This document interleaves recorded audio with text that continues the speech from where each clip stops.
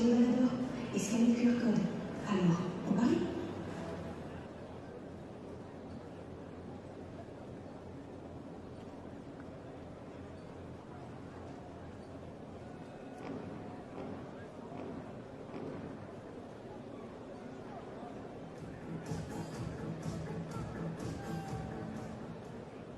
Vous souhaitez découvrir les sensations du sport moto en toute sécurité? Vous voulez perfectionner votre pilotage avec des moniteurs expérimentés? Les écoles françaises de motocyclisme vous attendent et vous proposent des prestations de qualité. Les 150 écoles labellisées par la Fédération française de motocyclisme vous accueillent dans des infrastructures adaptées. Réparties sur toute la France, il y a forcément une école près de chez vous. Rendez-vous sans plus attendre sur le site internet école-française-motocyclisme.com pour choisir votre future école.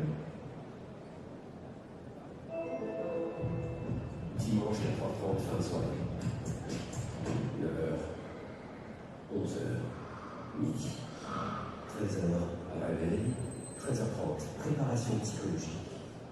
14h, départ. Votre dimanche démarre à l'heure des Grands Prix. La saison de MotoGP est à suivre en direct et en exclusivité sur les chaînes Canal+.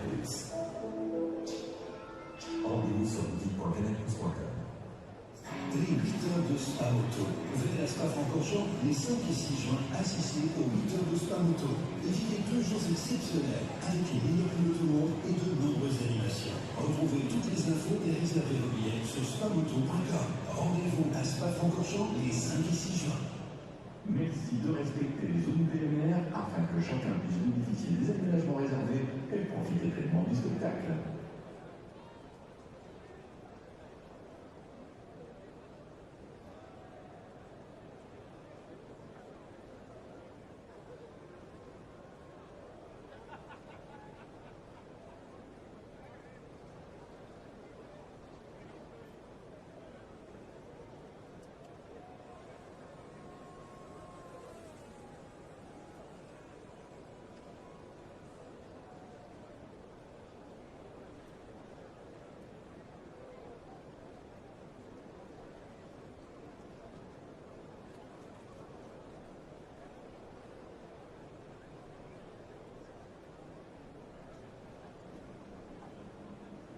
Il est tout de suite 10h38, c'est toujours l'occasion, quelle que soit la météo, de scanner les QR codes et des cadeaux avec notamment un groupe de la chance.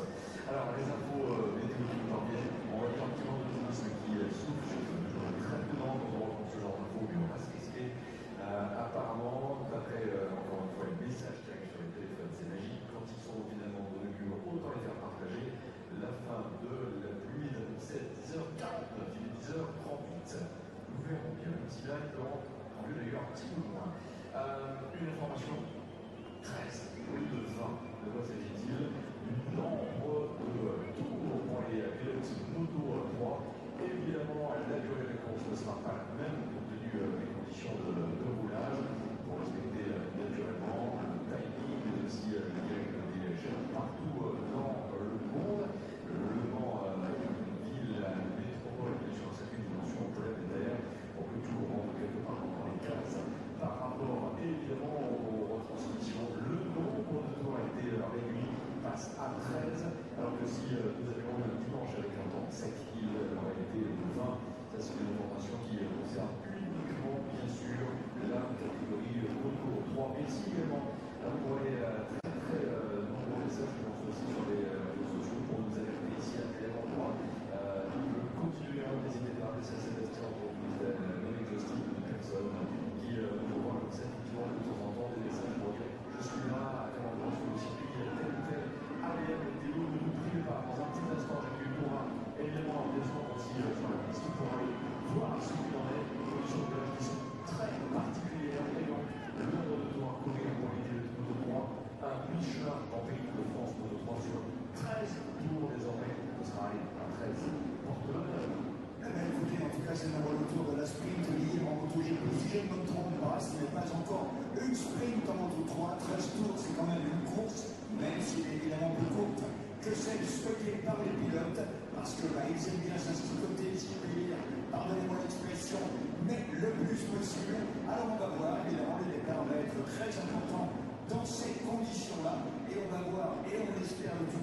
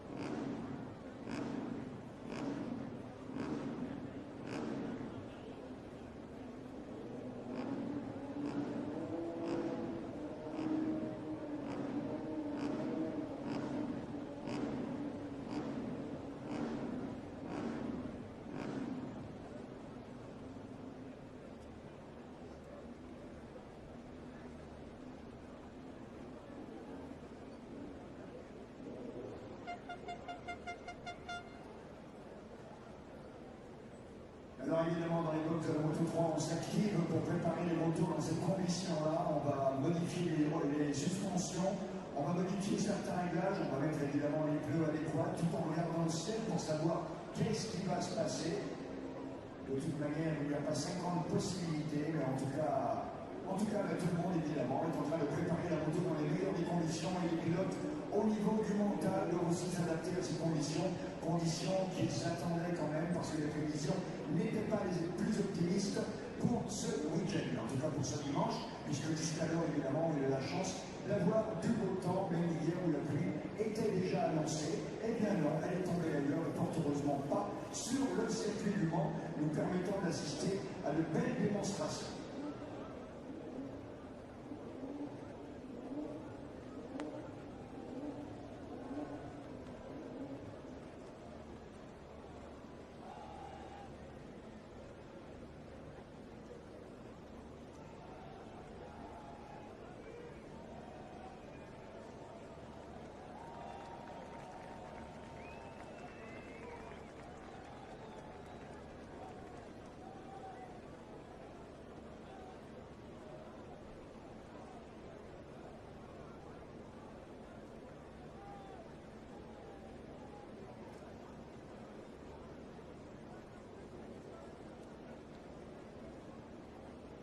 Et oui, on a des invités prestigieux qui nous rejoignent ici en cabine, le temps d'un petit passage. Et il y en a un qui est beaucoup plus, qui était en tout cas beaucoup plus spécialisé en endurance. Évidemment, il est sartois également. Vous êtes nombreux, sinon tous, à le connaître. Dominique Médian, merci beaucoup de nous faire un petit coucou en passant. C'est moi qui vous remercie parce que l'accueillir là au micro devant une telle foule de passionnés, c'est quelque chose qui me touche au cœur, qui me prend au cœur. Ah ouais, tous, on est émus évidemment de voir autant de monde, on est vraiment impressionnés, on est admiratifs de nous voir tous dans toutes les conditions, que ce soit un peu plus à l'abri, sous les tribunes ou bien tout au long du circuit. On vous a vu dès ce matin en arrivant, il y en a qui passent la nuit près de l'endroit où ils vont assister à la course. On trouve ça absolument magnifique, magistral. Bravo, félicitations et admiration. Alors dis-moi, Dominique, toi évidemment, le temps ici, tu le connais, le temps ici, tu as eu aussi beaucoup à composer durant toutes les courses d'endurance. Oui, c'est vrai, alors c'est le Mans. Cela dit, le Mans ne pleut pas plus qu'ailleurs. Des fois, c'est vrai, il pleut, mais ça arrange bien nos pelouses quand même. Il faut penser à ça. Non, pas faux, ça. Je pense pas que ce soit vraiment le problème des pilotes et des équipes. Alors, on va se retrouver un petit instant depuis la piste, en effet, avec le CP Green Power. Pour l'instant, les pilotes sont encore dans les stands, donc évidemment en sortir dans les tout prochains instants. Les couvertures sont encore sur les Pirelli qui équipent les MOTO3. Alain Bronec avec votre Charles, bonjour tout d'abord. Bonjour à tout ce monde qui est là et en tout cas j'espère que vous allez passer un week-end fantastique et faire un week-end incroyable. Bon, la météo, je vous l'éclaire. Oui, mais ça nous va. On va s'adapter. On a un pilote anglais, déjà c'est pas mal. Et il a fait la pole l'an dernier au Sachonnerie.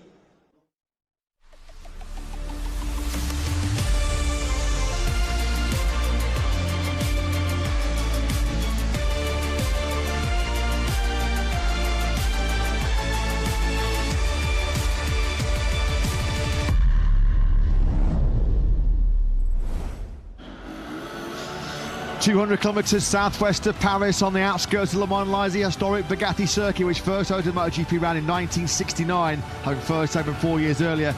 Played out in front of some of the season's most vocal and passionate fans, who is going to seize their chance in France and claim glory in round 5 of 22. It's time to race in MotoGP.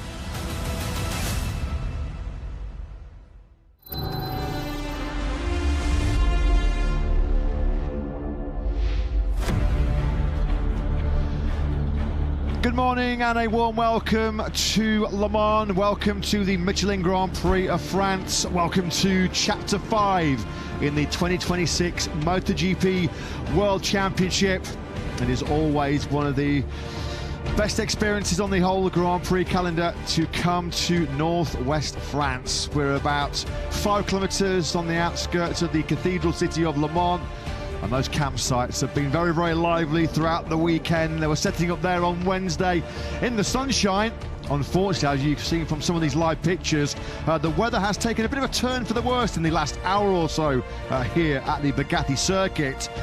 And certainly for Moto3, most likely for Moto2 and MotoGP, if you look at the forecast, we are going to maybe get 3 full wet Grand Prix. Possibility of a flag-to-flag situation maybe later on in MotoGP. Their 27-lap race will be underway at 2 p.m.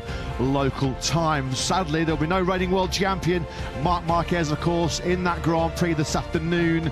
A fracture in his right foot means Marc sidelined from today's action and his home Grand Prix in Catalonia next weekend. An update then in the company of Matt Burt, Lewis Suddaby in the commentary box, Jack Appleyard down in pit lane. This is from MotoGP race director Graham Webber. As Moto3 have not had any wet running this weekend, the pit lane's going to be open for 10 minutes for sighting laps. The race will be delayed 5 minutes later, and we've gone down from what was going to be a scheduled 20-lap French Grand Prix Moto3. We're now running 2/3 distance, the field going over 13 laps, led away by Adrian Fernandez for Leopard Honda. Basically, this is a wet start rule. If all sessions prior to a race are dry, but the track is wet for the start of the sighting lap, wet race start may be declared as it has been. And what that means is we are going to now run a slightly reduced schedule. Adrian Fernandez on pole position, early dominant world championship leader Max Keeler's alongside him on the front row, and one rider who's going to be loving these conditions because we know how good he is in the rain. It's the Aussie Joel Kelso on the front row of the grid for the first time on a Honda. So a slight tweak to the schedule, Lewis. Let's hope it doesn't dampen the enthusiasm of this massive crowd, and let's hope it doesn't dampen the entertainment, because we should have 3 cracking races ahead of us. Nothing will dampen the enthusiasm of this. What we're hoping is going to be another near record crowd at the French Grand Prix. We already had a record crowd on Friday. It was packed to the rafters yesterday for Sprint Saturday, and now we go racing in very different conditions. And this is an opportunity for 26 riders on this Moto3 grid to make themselves a hero here this morning. As you mentioned, no wet running at all this weekend, so we have no form guide at all to draw upon. Of course, we have a bunch of rookies. Nearly a third of the field, in fact over a third of the field, are rookies. Some of them have got serious wet weather reputations. This could be anybody's. Yeah, this is going to be a Le Mans lottery, isn't it, with nobody having any kind of experience. That is the updated schedule. Then normally, of course, we are underway at 11 a.m. local time. But we're going to have the riders to get a chance for a few more sighting laps to adjust, adapt to these conditions. So the race will start as planned in just over 15 minutes time. Lights out for the 13-lap Grand Prix now, reduced to 2/3 distance at 11:05 local time. We are looking at a rider, rain or shine so far in 2026, he has been sensational. Max Keeler's 100 points have been on the table in Moto3 so far this season. He's taken all but 10. The only times that he's lost points so far this season. Second over the line in Thailand in round 1. Second over the line in Austin, Texas. The winner in Brazil. The winner last time out in front of his home crowd in Jerez. Already, just 4 rounds into the campaign, the 18-year-old Spaniard is 37 points clear of the chasing pack. After 4 Grand Prix in Moto3 history, that is the second biggest lead in the World Championship at this stage. Only Pedro Acosta, leading by 51 points after 4 rounds in 2021, has had a bigger advantage than Keeler's.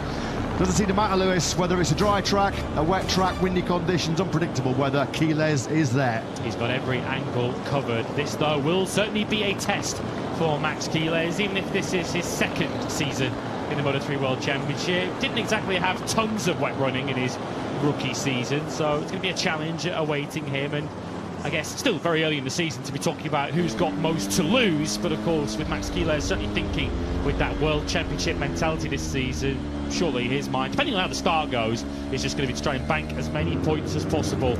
Certainly not going to dry out, even if the skies have cleared, no chance this is going to dry out in 13 laps. It's going to be a full wet Grand Prix from start to finish, so it's going to be so important to try and get yourself to the front of the race. We're not going to have the typical Moto3 pack race here. So important to get yourself to the front, get yourself some clear track and get clear of any spray.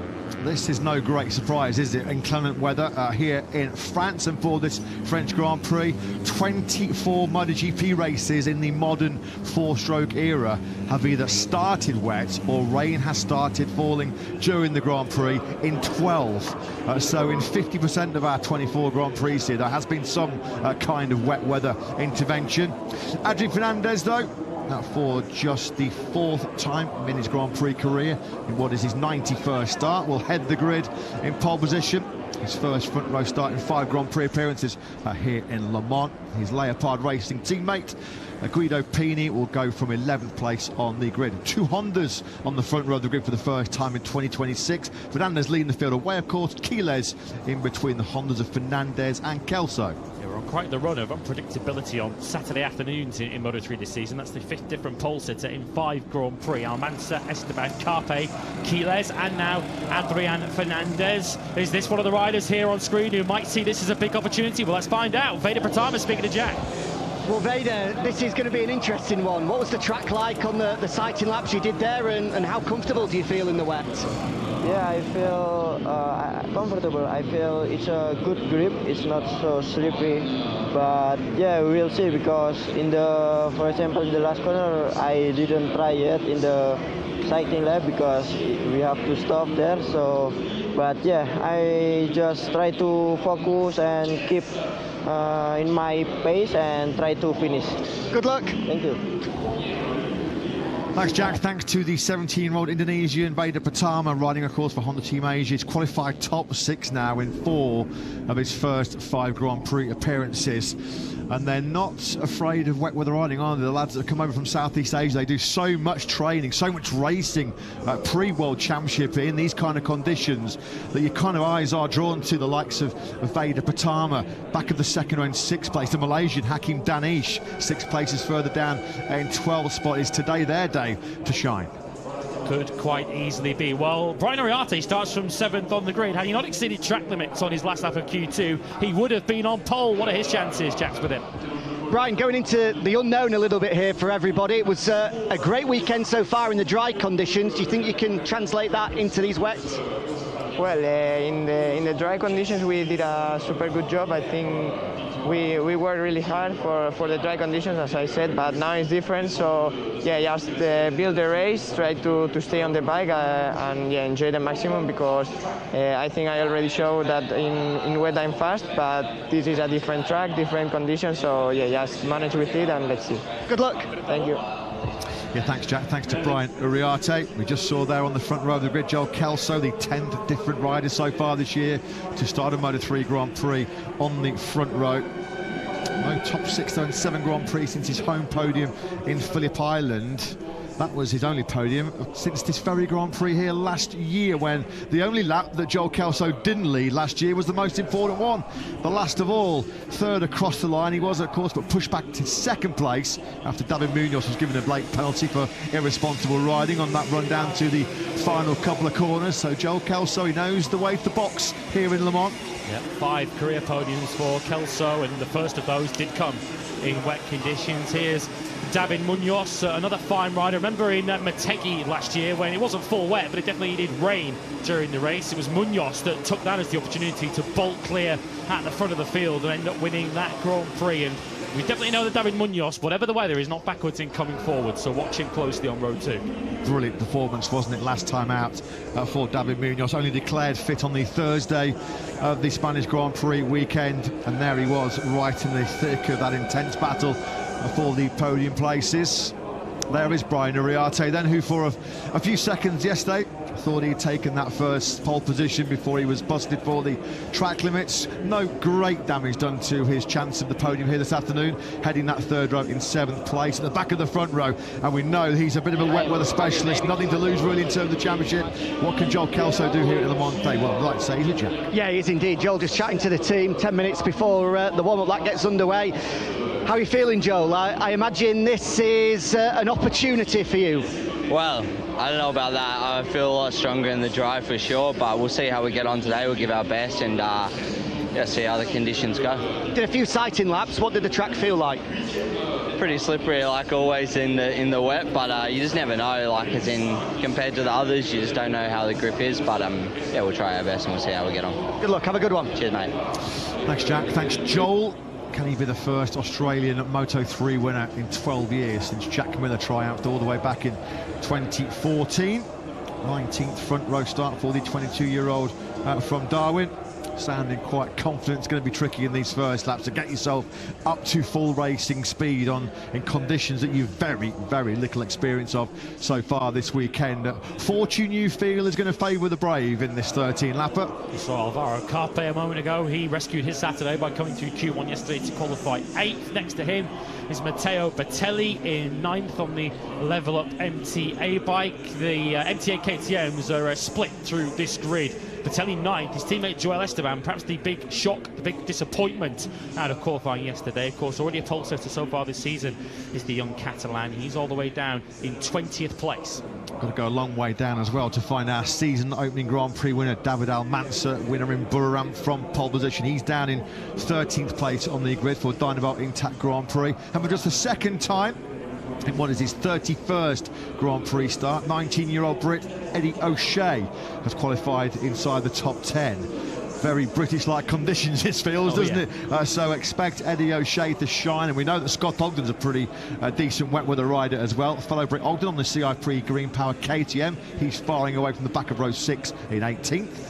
Well, we're speaking to people who should know, particularly those who've watched that young man who just disappeared off screen in Red Bull Rookies, Hakim Danish. They tell us that in the wet, Danish is dynamite. Of course, Malaysians do have a bit of a reputation, don't they, in these conditions. Let's hear then from Eddie O'Shea. Best dry qualifying of his Moto3 career. Eddie's for Jack.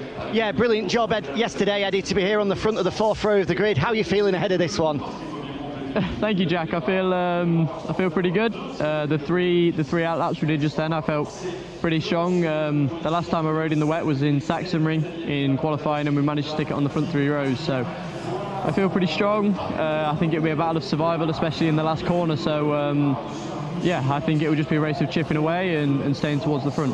Good luck. Have a good one. Thank you, Jack. Yeah, thanks, Jack. Thanks to Eddie O'Shea. Best of luck to the Brit. He just mentioned that tricky final corner. That was really treacherous, wasn't it?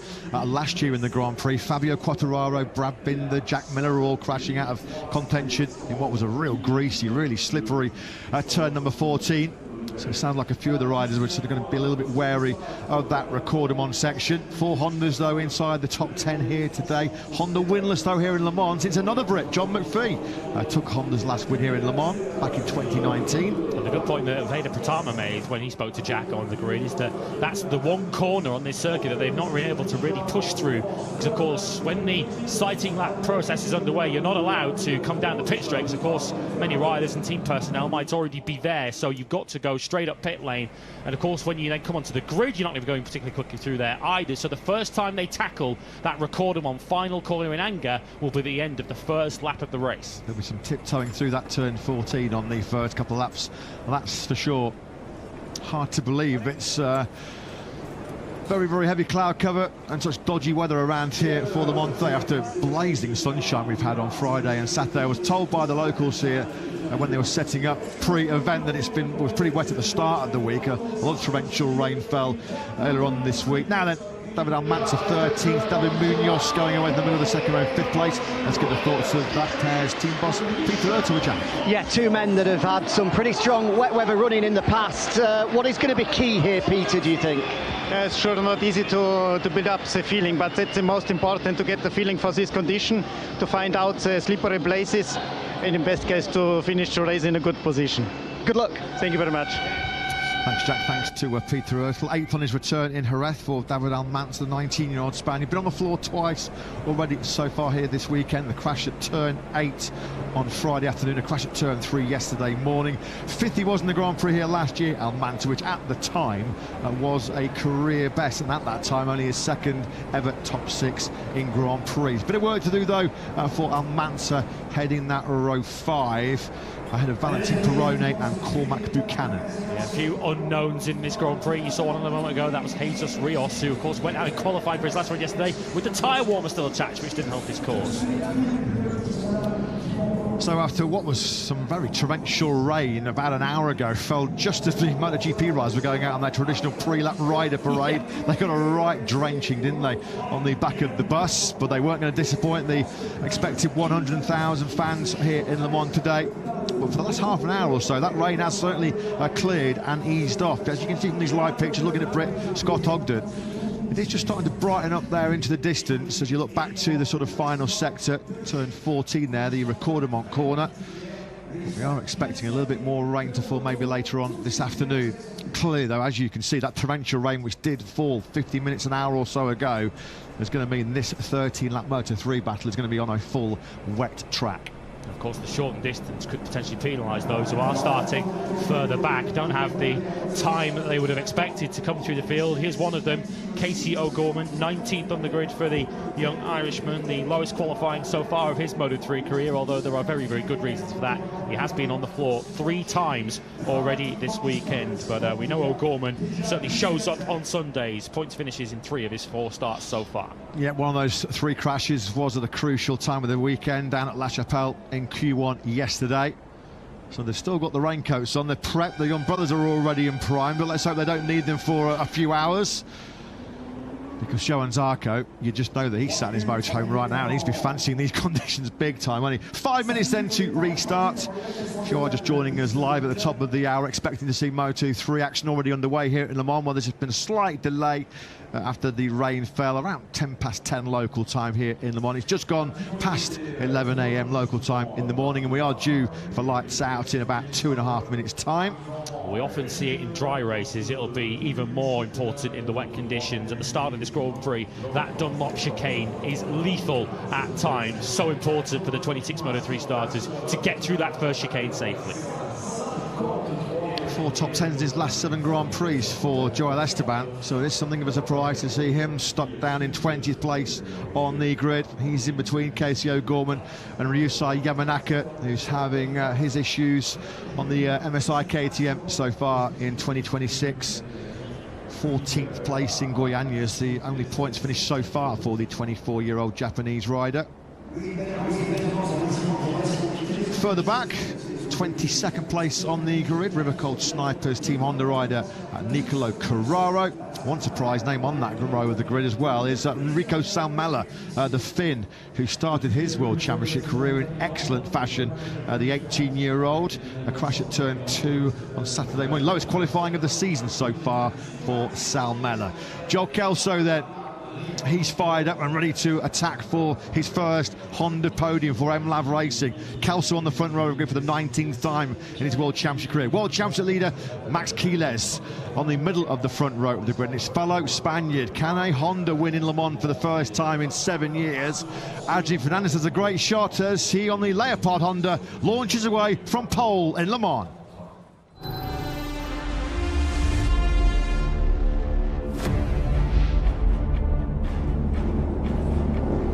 13 laps then at Moto3 in the wet at Le Mans. Now 50th from pole sitter of the season, Adrian Fernandez leads from points leader Max Quiles, and Joel Kelso for Honda third. Marco Morelli, a career best fourth for Aspar ahead of David Munoz and Veda Pratama. Second row start for the 4th time in 5 starts. Brian Ariarte lost pole yesterday to track limits. He's 7th ahead of teammate Alvaro Carpe and Matteo Batelli, 9th for the 2nd Grand Prix running on the grid.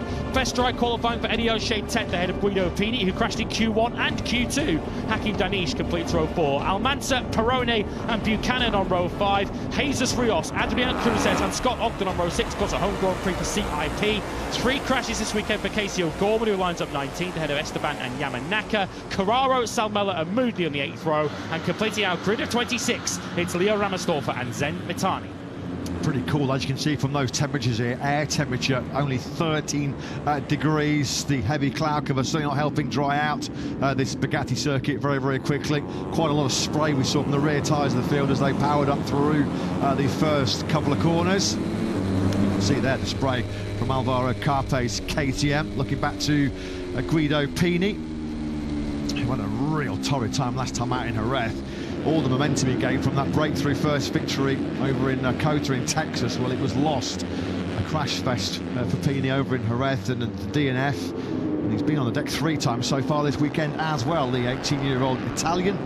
looking for a bit more momentum back into his championship charge with a massive home Grand Prix coming up for him in Mugello at the end of the month. There is Max Keeler's 9 riders so far this season in Moto3 have been in Parc Fermé on the podium at the end of Grand Prix. Only one of them has been on the box in all 4. It is the World Champion leader, Max Keeler.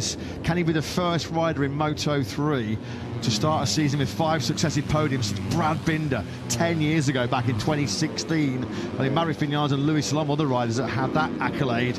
Keeler's in bang on form in 2026, but this, one of his first real big examinations. Arte just lit the rear tyre up coming out of Garage Vert there. Of course, the riders are walking a bit of a tightrope here, even on the warm-up lap, of how hard do they push to understand the conditions and the grip levels. Of course, recognising that this is just the warm-up lap. Eddie O'Shea there trying out a move into the S-Blur there as he piles up the inside of David Almanza on the way to the grid. Eddie O'Shea will be hoping that's not a move he has to make at the start of this Grand Prix, because if it is, it means he's going the wrong way. He's 3 places ahead of Bororam winner David Almanza on this grid. Excellent qualifying display yesterday by O'Shea in the dry. What can he do, though, in completely contrasting conditions here for this Michelin Grand Prix of France?